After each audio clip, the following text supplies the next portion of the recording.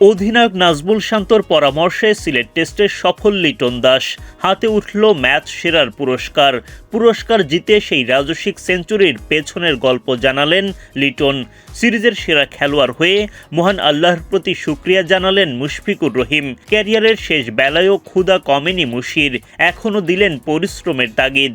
অধিনায়ক নাজমুল শান্ত নিজে দুর্দান্ত পারফরম্যান্স করেছেন, তবে কৃতিত্ব দিলেন সতীর্থদের, জানালেন দলের বদলে যাওয়ার গল্পও। সিলেট টেস্টে যখন দল ধুঁকছিল ১১৬ রানে ৬ উইকেট নাই, তখন দলের হাল ধরেন লিটন দাস। অধিনায়ক নাজমুল শান্তর কাছে পরামর্শ চান এই পরিস্থিতিতে কি করবেন। অধিনায়কের পরামর্শ ব্যাটিং চালিয়ে যাও, তখন ঠান্ডা মাথায় ব্যাট করে সফল হন লিটন।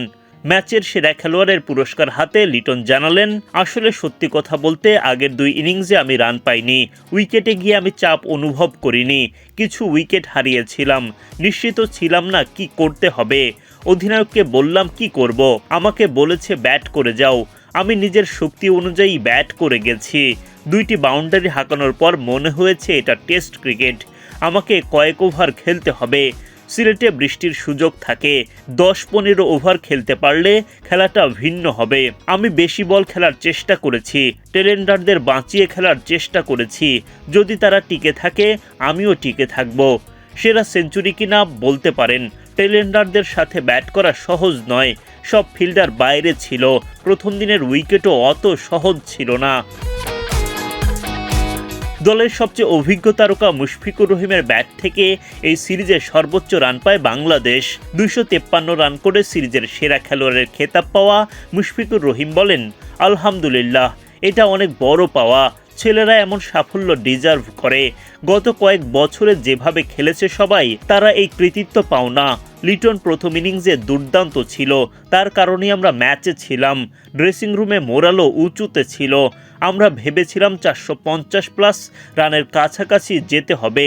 বোলাররা বেসিকে বল করে গেছে, তাদের কৃতিত্ব দিতে হবে। আমি দেশের জন্য খেলছি, এটা সহজ কাজ নয়, এখানে কঠোর পরিশ্রম করতে হবে, কাজ করে যেতে হবে। আমি আমার জীবন উপভোগ করে যাচ্ছি, সর্বশক্তিমান আল্লাহকে ধন্যবাদ জানাই।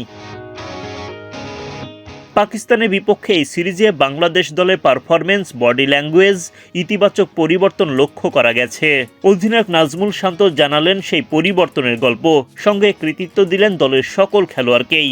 নাজমুল শান্ত বলেন, কৃতিত্ব খেলোয়াড়দের, তারা কঠোর পরিশ্রম করেছে, আমরা কিছু পরিবর্তন এনেছি, দল গড়ে তোলার চেষ্টা করেছি। ওয়ার্ল্ড ক্রিকেট দেখুন, দল গড়ে তুলতে হলে আপনাকে কিছু পরিবর্তন আনতে হবে, আশা করি আমরা সেভাবেই খেলে যাব। কিউরেটর ও খেলোয়াড়দের সব কৃতিত্ব দিতে হবে, আমরা দারুণ প্রস্তুতি নিয়েছি, এটা আমাকে এমন কন্ডিশনে ভালো করতে সহায়তা করেছে।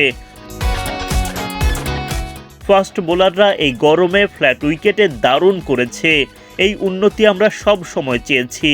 আমাদের দারুণ পার্টনারশিপ হচ্ছে, টেলেন্ডাররাও অবদান রাখছে, আমরা এসব জায়গায় উন্নতি চেয়েছিলাম, আশা করি ধরেও রাখতে পারবো। এখন গুরুত্বপূর্ণ হলো অ্যাওয়ে সিরিজ, আমরা গত চক্রে ভালোই করেছি বিদেশের মাটিতে, এ বছর চ্যালেঞ্জিং কিছু সফর আছে, নতুন অভিজ্ঞতা হবে, ভালো খেলতে থাকলে সেখানেও ভালো করব ইনশাল্লাহ।